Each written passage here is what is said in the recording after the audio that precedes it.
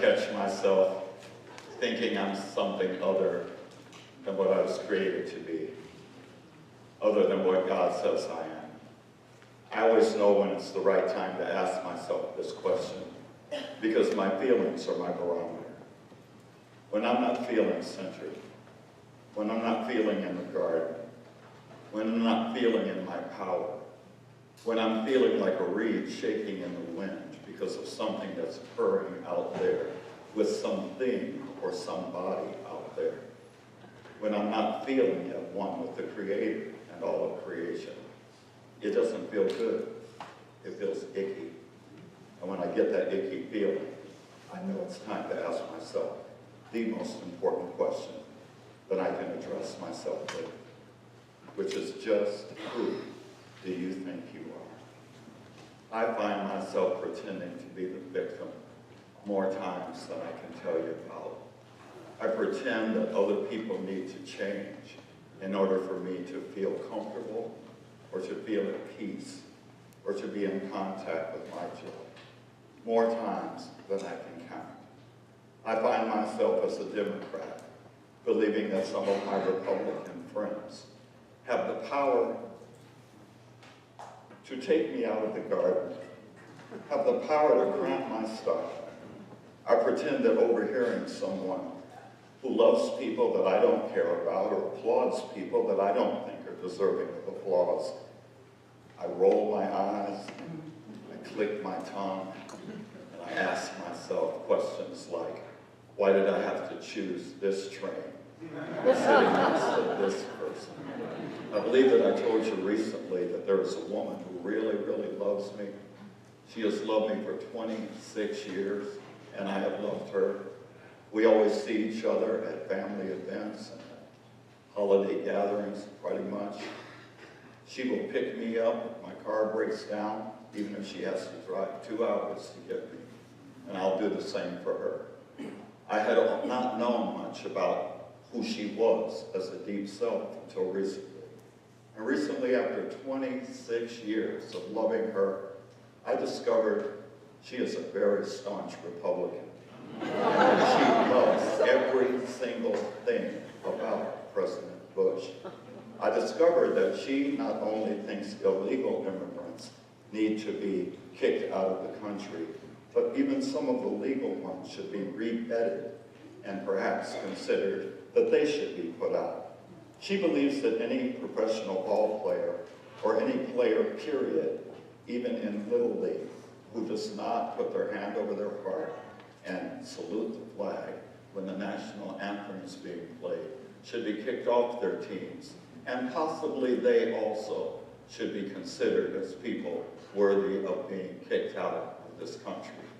Her heart is broken about any statue that is Confederate being taken down. She thinks it's a crying shame. She revealed recently to me when I got to know her that she is a polar opposite of who I am. It was my birthday when she shared who she was with me, and I was determined not to let anything or anybody spoil my birthday. So I breathed deeply into my heart as she shared who she was.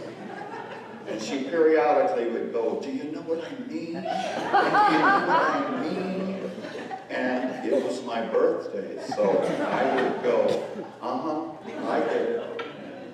Breathing into my heart, praying for God to grow me up enough so that I could sit next to her without wanting to attack her.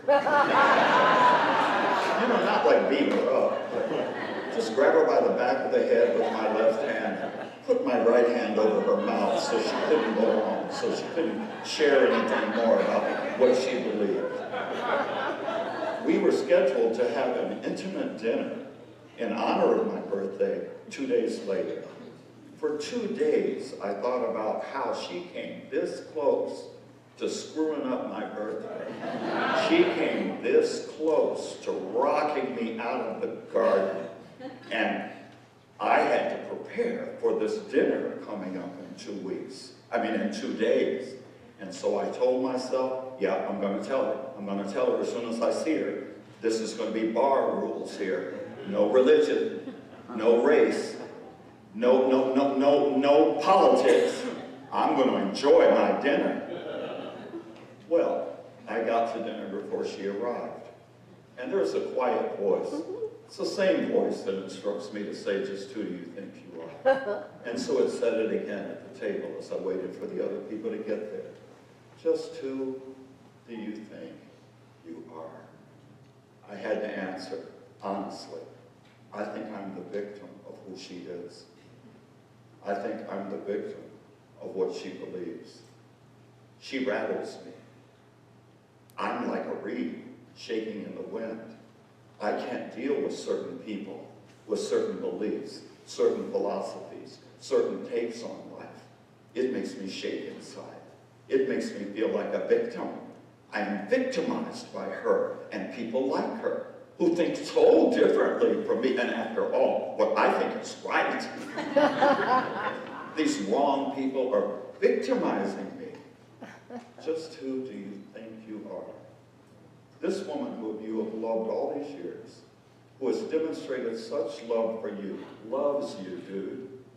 And she loves Donald Trump. She loves you. And her heart breaks when any statue for the Confederacy is taken down.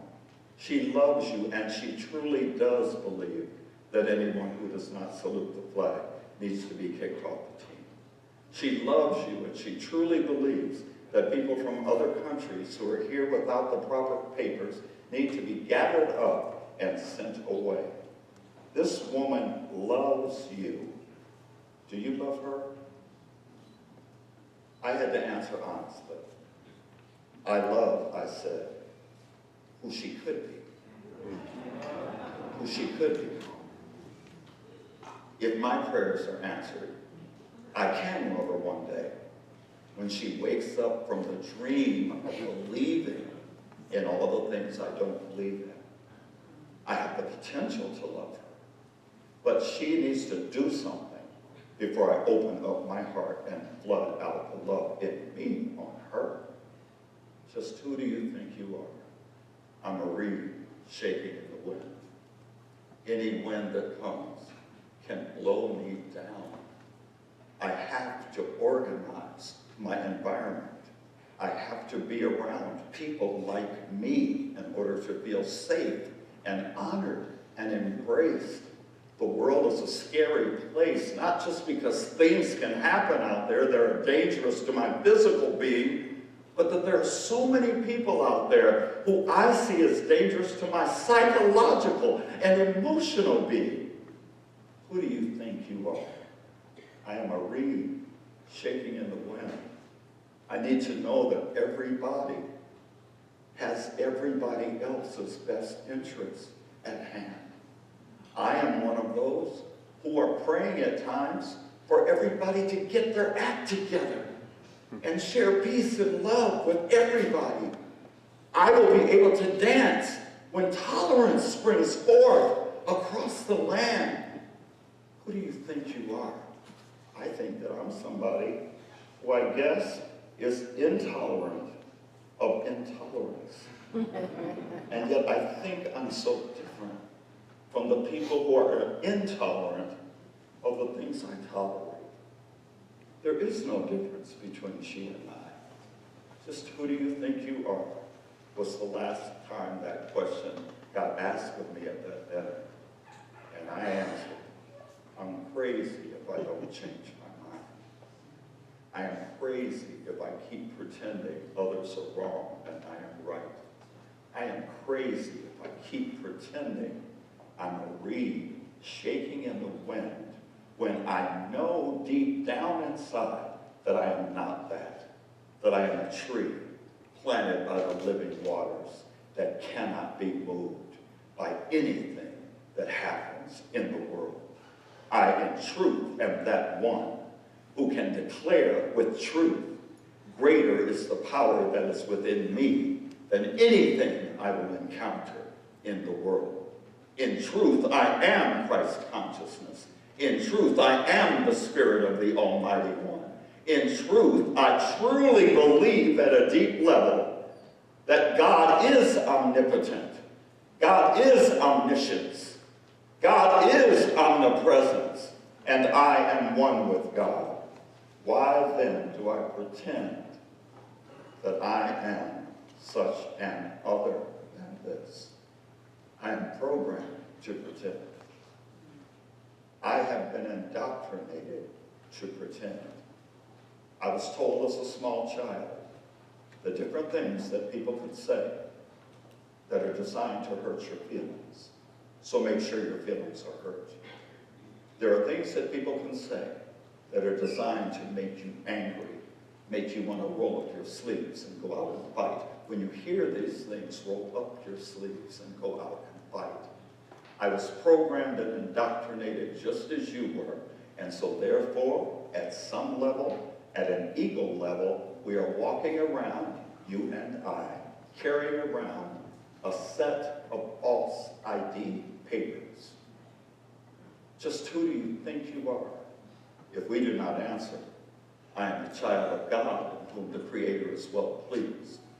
If we do not answer, I am the point at which God meets with flesh and bears my name. I am the point of all power. I am the point of all peace. If we do not answer these, it is because we are carrying around a false ID, one that says I am vulnerable, I am fragile, please don't break me. Just who do you think you are? I've shared before, and many of you heard it before I shared it, that there was a small Native American child sitting in a teepee with the elder of the community. He asked the elder, what is the secret to life? What is really going on here?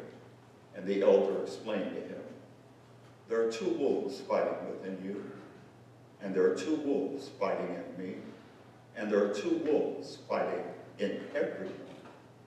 One of those wolves is always fighting for you to feel fractured, for you to feel fragile, for you to feel delicate. One of those wolves is always fighting for you to see an enemy out there, to brace in retaliation of attack, or to attack first. That wolf is fighting for you to feel that you are separated from all others, even your Creator. That wolf is fighting for you to not only be afraid, but be very, very, very afraid of things physical, emotional, mental, financial, relational.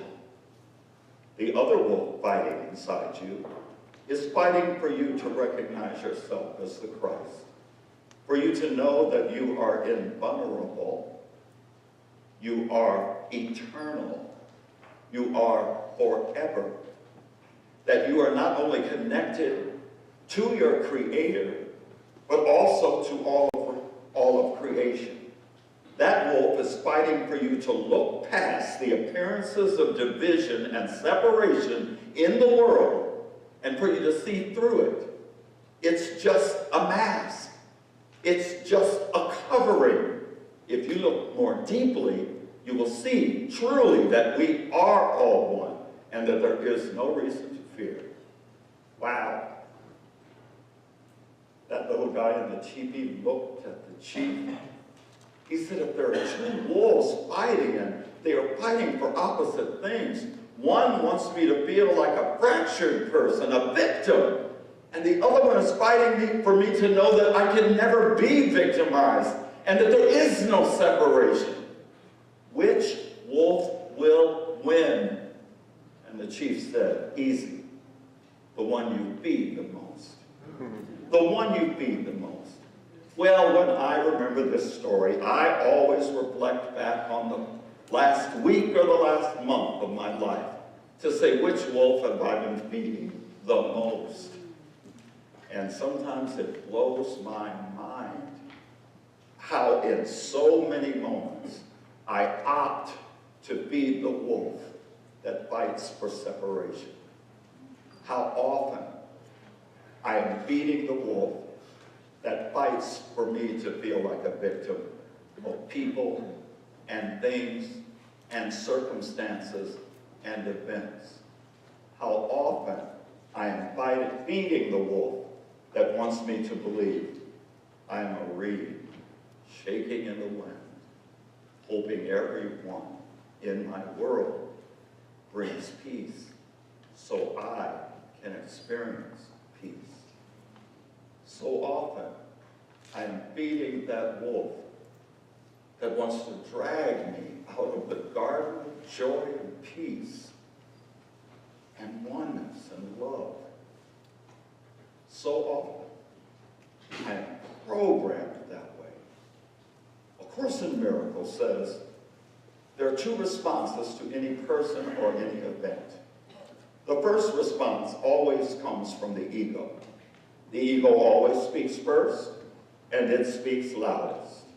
It says things like, you better give everybody bar rules. No conversations about race. No conversations about religion.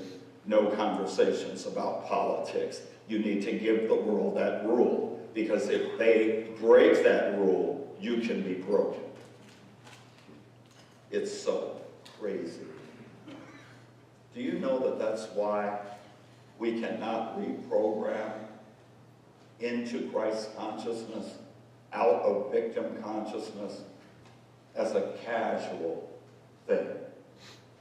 We cannot just wait for Sundays, come to services, do our affirmations, read our vision statement, our mission statement, do the short meditation that's available to us, get our hearts filled like a cup running over with a music ministry such as we received today. We can tingle all over when a brother like this or a sister is singing. It makes us vibe. We can tingle all over during the meditation. We can tingle all over during the message. What we've got to get, that's not going to do it. Many of us, including me, begin our day every day with reading the daily word. But even reading the daily word in the morning is not going to change our faith ID as just one reading, one morning. This is what I truly believe.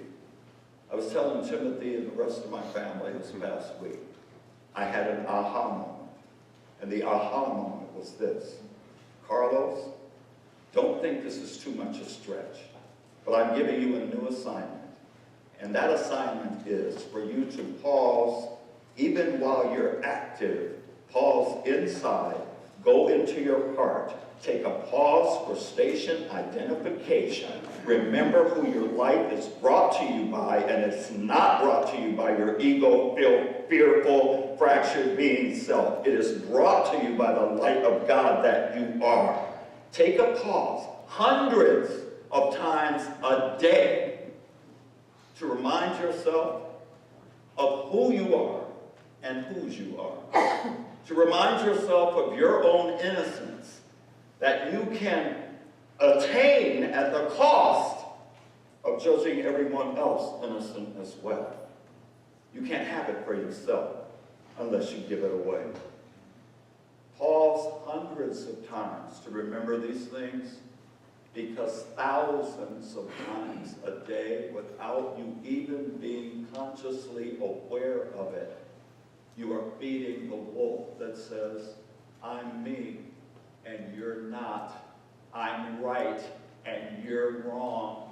I'm closer to God than you will ever be. Thousands of times our programmed ego mind is working inside to get us to a place of feeling separate from God, good, and one another. Thousands of times the ego is saying, can't you see? It's true. There's everything to be scared about.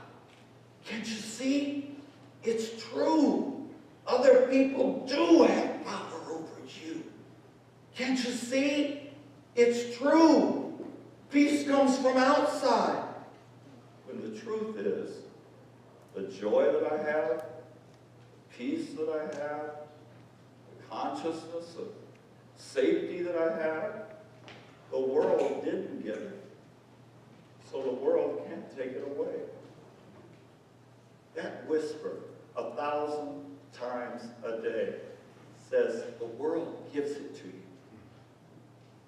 More money, a bigger house, a newer car, better clothes, a nicer partner, whatever it is.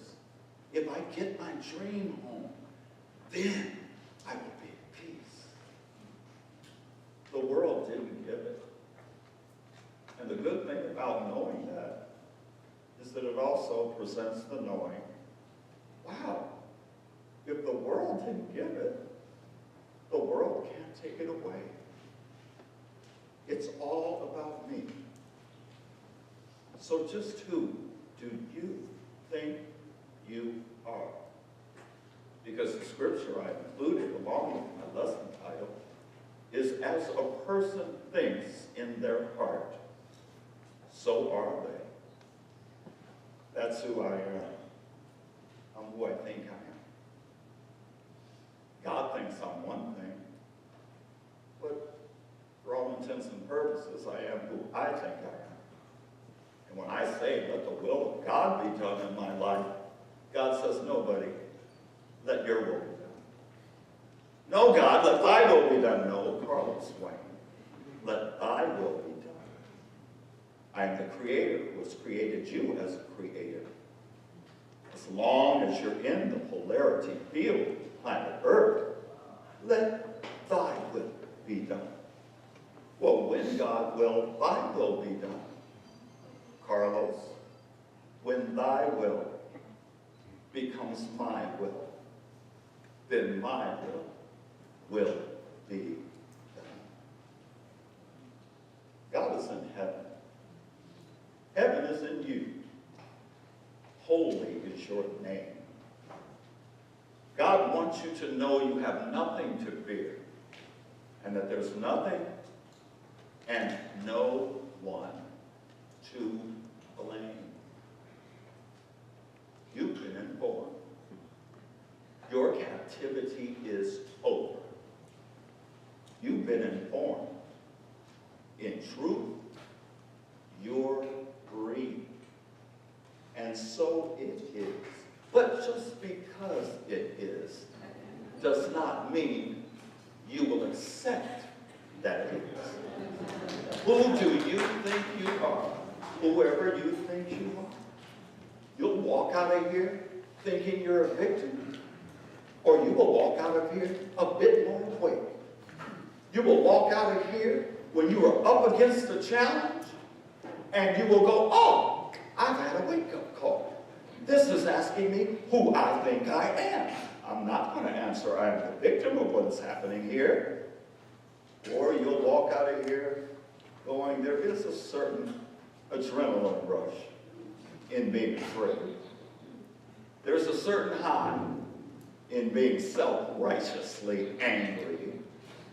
There's a certain fix in sitting high and judging low. You'll walk out of here as whoever you think you are, and nothing I say or do can infiltrate your decision. It is truly up to you. Once more, God is in heaven. Heaven is in you. Holy is your name. God wants you to know you have nothing to fear, and there is nothing and no one to blame. You've been informed. Your captivity is over. You've been informed. In truth, you're free. And so it is, and so I let it